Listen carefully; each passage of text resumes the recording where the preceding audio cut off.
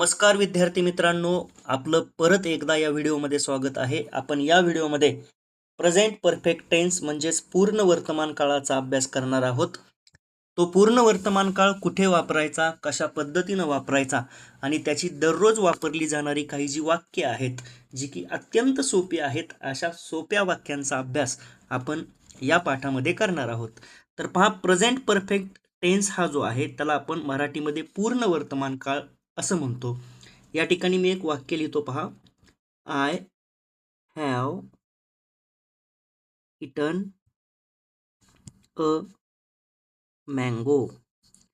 आता I have eaten a mango हे जे वाक्य आहे, या वाक्यामध्ये आपण आय हा कर्ता वापरला, त्यानंतर हॅव हे सहाय्यकारी क्रियापद, इटन हे क्रियापदाचं तिसरं रूप आणि अ मँगो हे या ठिकाणी असलेलं कर्म आहे. I have eaten a mango म्हणजे मी आंबा खाल्ला आहे.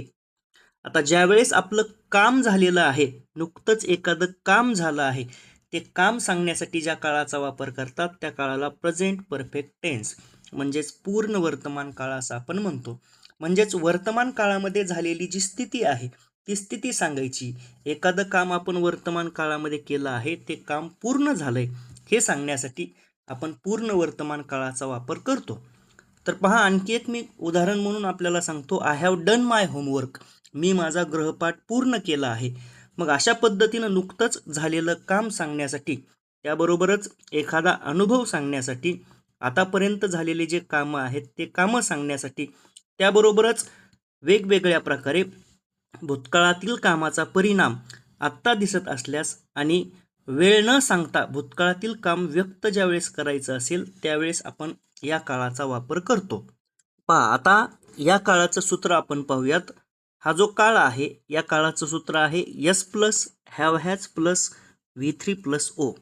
जसं की मी तुम्हाला आत्ता एक वाक्य सांगितलं होतं, परत एकदा मी या ठिकाणी ते वाक्य लिहितो.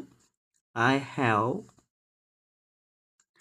Done my homework. I have done my homework अशा प्रकारचं हे वाक्य आहे.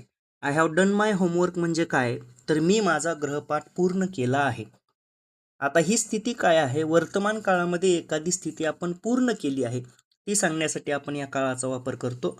या वाक्यामध्ये आय हे सब्जेक्ट आहे, हॅव हे सहाय्यकारी क्रियापद आहे. टू हॅवचं सहाय्यकारी क्रियापद असं आपण म्हणतो. त्या ठिकाणी आपण हॅव किंवा हॅज यांचा वापर करत असतो. त्यानंतर डन हे क्रियापदाचं तिसरं रूप आहे आणि त्यानंतर ऑब्जेक्ट हे माय होमवर्क आहे. अशा पद्धतीनं S plus have has plus V3 plus O असं प्रेझेंट परफेक्ट टेन्स जे आहे त्या प्रेझेंट परफेक्ट टेन्सचं सूत्र आहे. आता आपल्याला प्रश्न पडू शकतो की आपण आय नंतर हॅव घेतला आहे, मग इतर कर्त्याच्या वेळेस काय घ्यायचं. तर मित्रांनो, ते देखील मी या ठिकाणी सांगतो. पहा, आय आय जे आहे त्या आय नंतर आपण काय करतो, हॅवचा वापर करतो. आय नंतर आपण वापरतो हॅव. त्यानंतर वी नंतर पण आपण वापरतो हॅव. त्यानंतर यू नंतर देखील आपण हॅवचाच वापर करतो. पण ज्यावेळी आपल्याला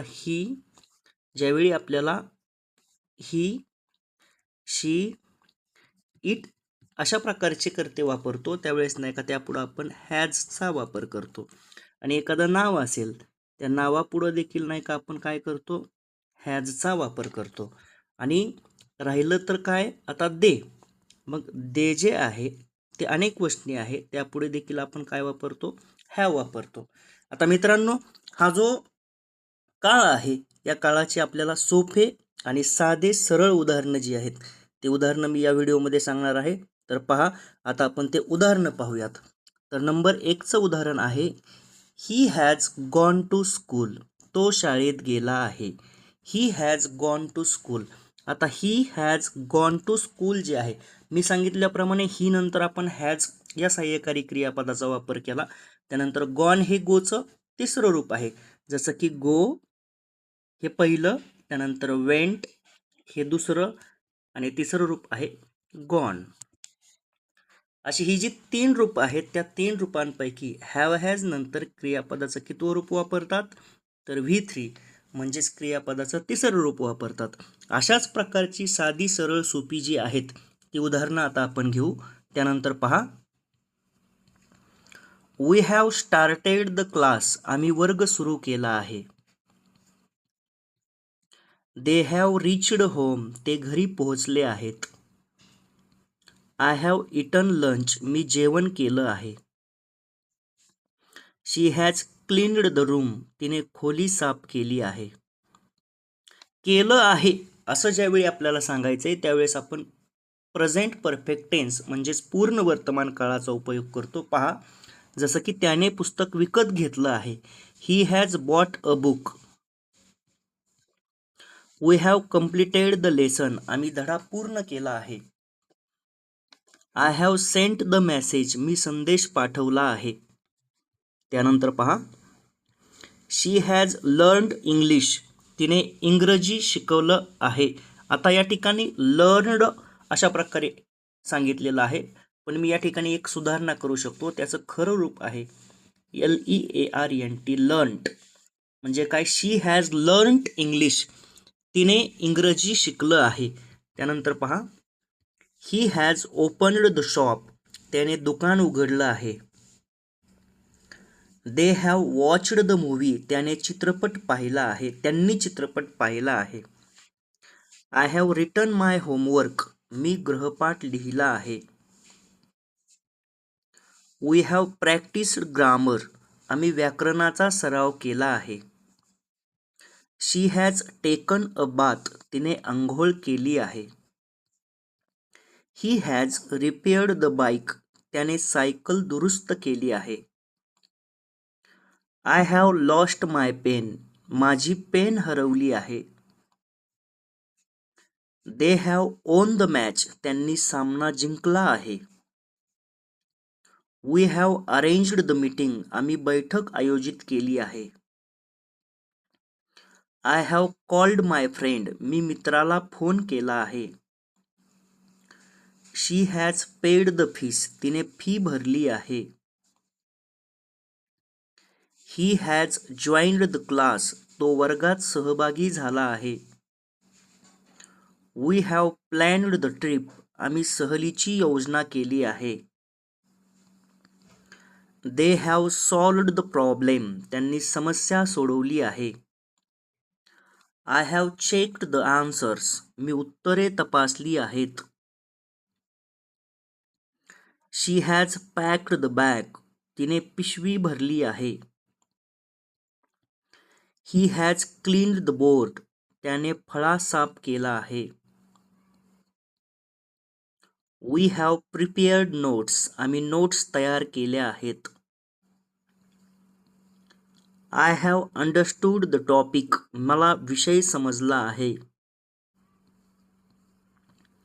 शी हॅज फाउंड द कीज. तिला चाव्या सापडल्या आहेत.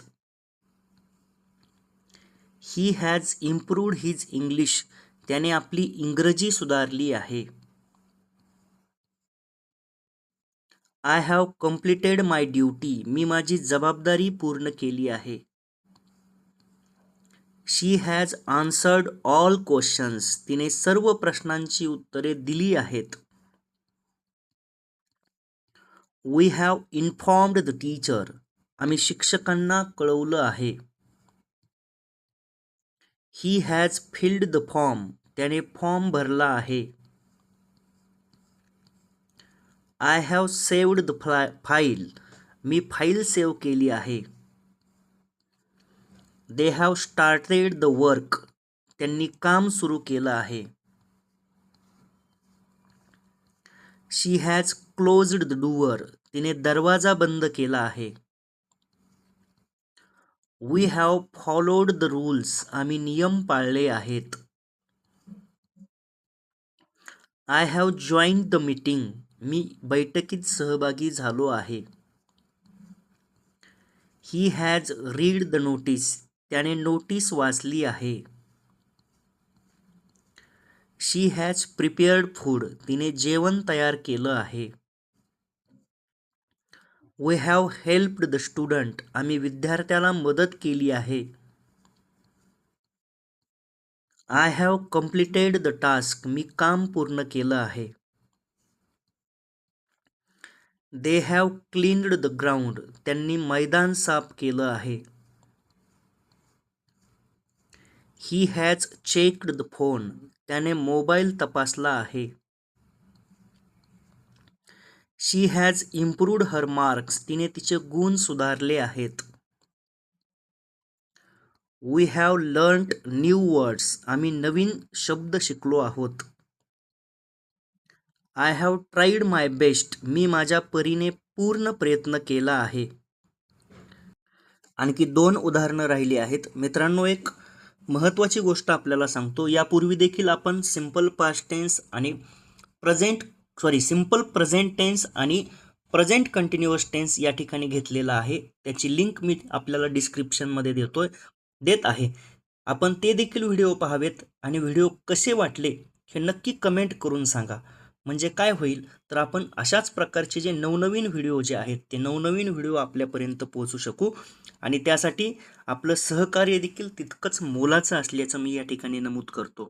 तर मित्रांनो, त्यासाठी काय करा, तर चॅनलला सबस्क्राईब करा आणि आपल्या मित्रांपर्यंत देखील हे जे व्हिडिओ आहेत ते व्हिडिओ पाठवायला मदत करा. तर पहा, नेक्स्ट आपण पाहूयात. I have finished my work. मी माझं काम पूर्ण केलं आहे. अशा पद्धतीनं आपण हे जे व्हिडिओ आहेत ते व्हिडिओ पाहिला. यामध्ये आपण प्रेझेंट परफेक्ट